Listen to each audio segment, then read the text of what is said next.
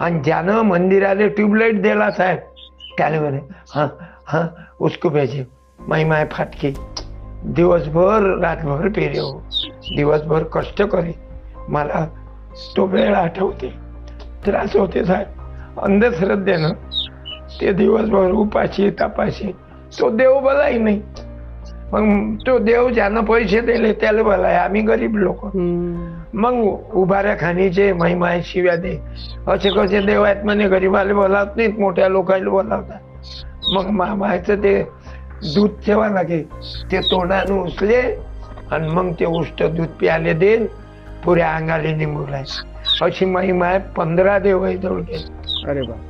पण काय ते माझ्या लहानपणापासून मला भितलं की त्याला हा मूर्खपणा आहे साध्या भाषेत फालतूपणा आहे.